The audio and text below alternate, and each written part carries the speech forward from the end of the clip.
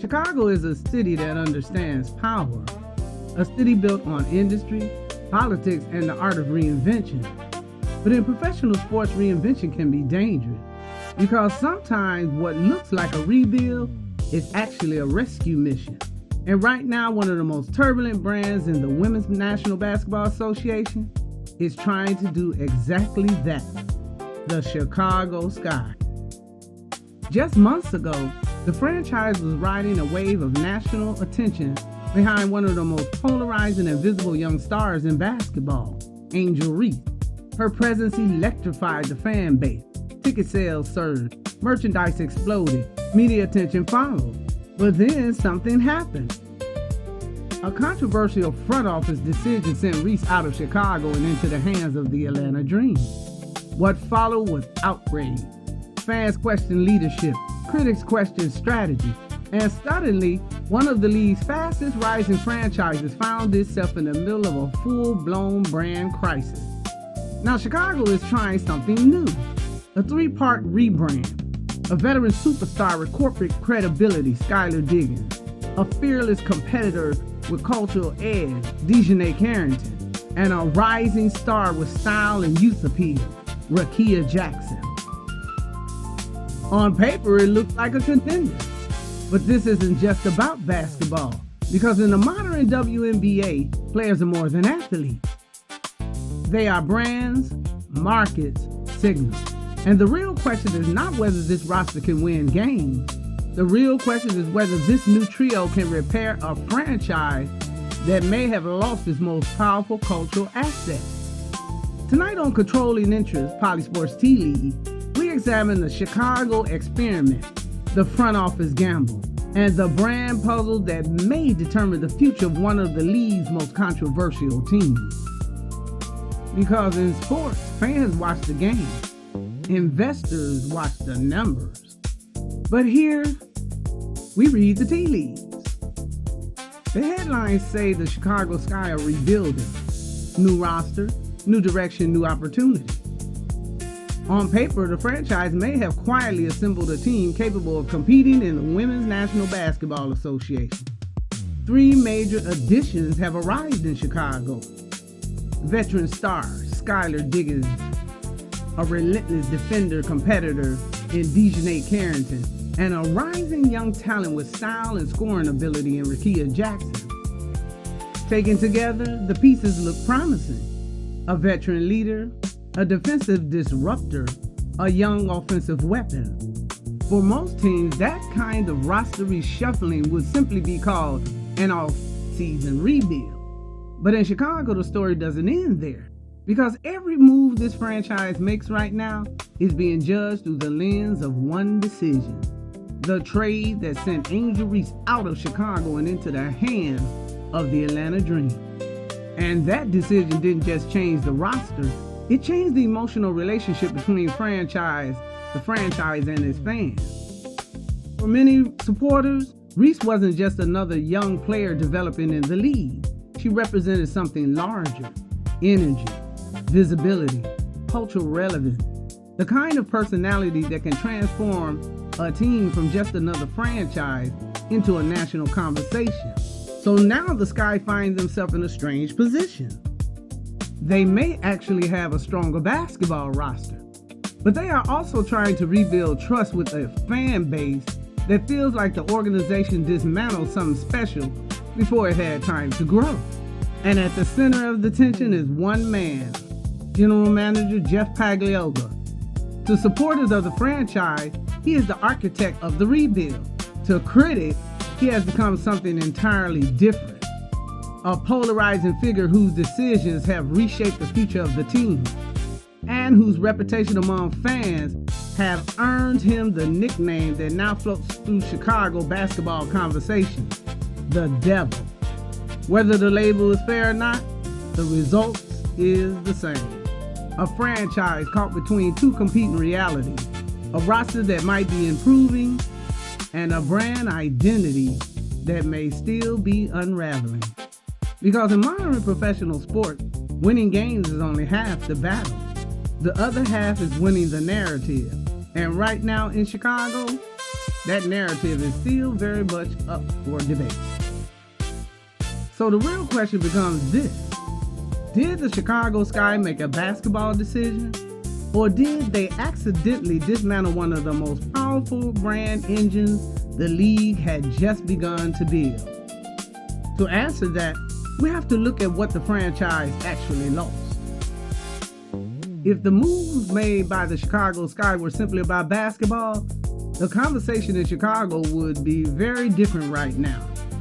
Teams trade players every season. Front office reshuffle rosters. Veterans arrive, young stars move on. That's the normal rhythm of professional sport. But the reaction to the departure of Angel Reese tells us something else was happening here. Because what left Chicago wasn't just a player. What left Chicago was a brand.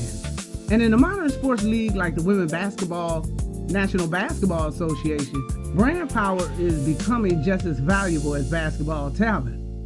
Angel Reese had quickly become one of the most recognizable personalities in women's basketball. Her presence reached far beyond the court. Fashion, social media, celebrity culture. A new generation of fans who were discovering the WNBA not just through the game, but through personality. Reese represented something the league has been searching for. A player who could exist comfortably in multiple worlds. Sport, entertainment, lifestyle. And when that kind of personality connects with a fan base, something powerful begins to form. Momentum. For a moment, the Chicago Sky looked like they had found exactly that. A rising young star in a major American sports city.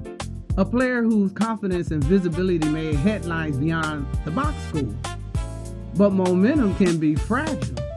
And when the decision was made to move Reese to the Atlanta Dream, that momentum collapsed almost overnight.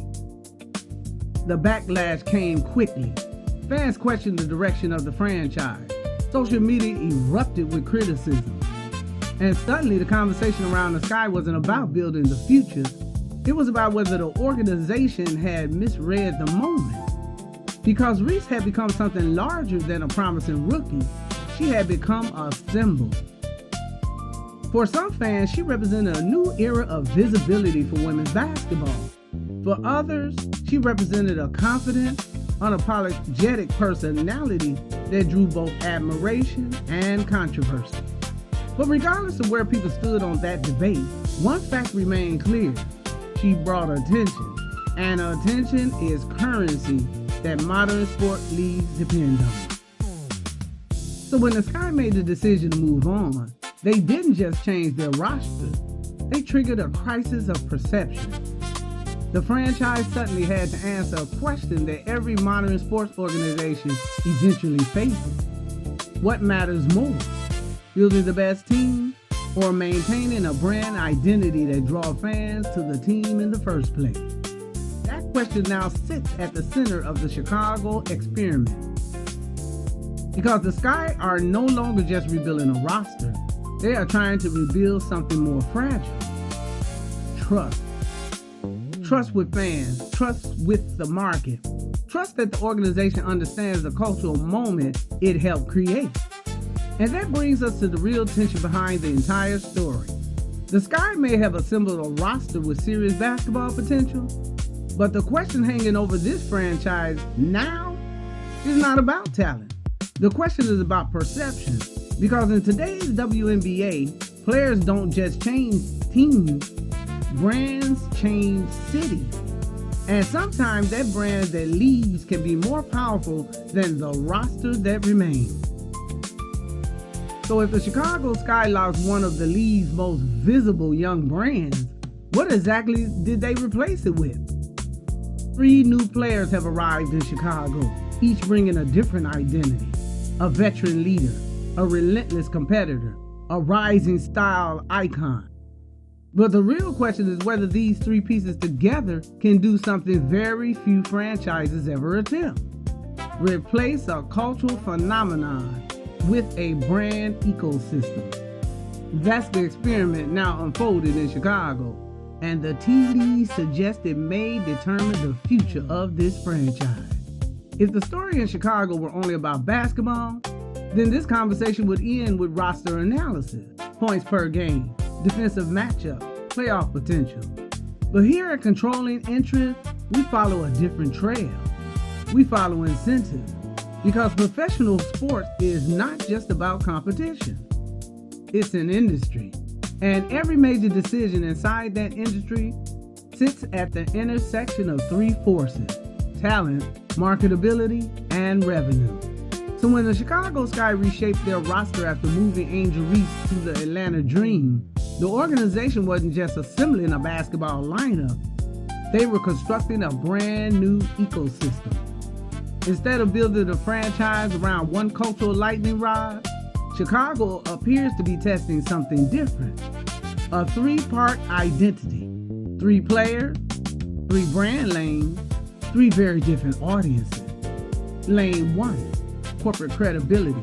At the top of that structure sits Skylar Diggins.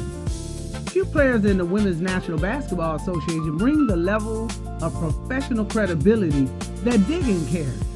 She's a veteran star, a proven all-star, and perhaps more importantly in today's sports economy, a recognized national brand. For corporate sponsors, players like Diggins represent stability. They are experienced, media trained, and already familiar to mainstream sport audience.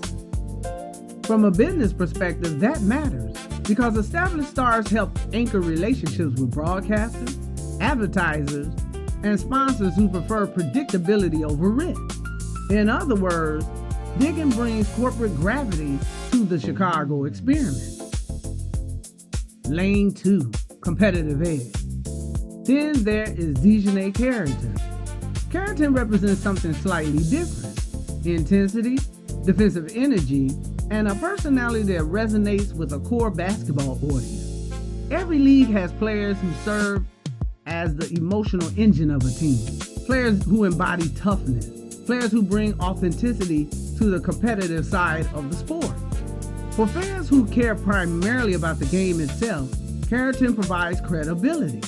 He signals that the Chicago Sky is not simply chasing attention, they are trying to build a team that competes. Lane 3, youth culture and style. And then there is Rickea Jackson. Jackson may represent the most intriguing part of this brand experiment because younger stars like Jackson connect with a completely different audience. Fashion culture, social media, the emerging generation of fans who experience sports through personality and lifestyle. The modern sports economy increasingly lives at this intersection. This is where athletes are not just competitors, but influencers, content creators, style leaders, players who can expand the cultural footprint of a league. Jackson brings that potential, and that makes her a key piece of the Chicago's new brand puzzle. Put all those identities together, and the Chicago Sky appear to be attempting something unusual. Instead of relying on one superstar personality, they are spending their brand across multiple lanes: corporate credibility, competitive intensity, youth culture appeal. In theory, that approach could broaden the franchise's reach. Different players connecting with different audiences, different sponsors, different media narratives. But theory and reality is rarely the same thing. Because the brand that Chicago lost when Angel Reese left Chicago has something that is very difficult to replicate. Concentration, one personality, one story, one cultural lightning rod capable of pulling attention towards a franchise. The Chicago Sky is now attempting something more complicated, turning 3 separate identities into one cohesive brand. And that brings us to the central economic question of this entire episode. Who benefits if this experiment works? The franchise gains stability. Sponsors gain multiple personalities to market. And the league gains another major media market with renewed visibility. But if it fails, the Chicago Sky may discover something that every modern sports organization eventually learns. Attention is easier to lose than it is to replace. So the real question isn't just whether Chicago can win games with this new roster. The deeper question is whether the franchise can rebuild its cultural momentum. Because somewhere in Atlanta, the brand that once energized Chicago is beginning a completely different story. And if that story begins to grow, the contrast between those two markets could become impossible to ignore. And that's where the tea leaves begin to reveal something even bigger. At this point, the question is no longer just about roster construction. It's about alignment. Because in today's sports economy, talent moves between teams, but brands move between markets. And not every market amplifies every brand.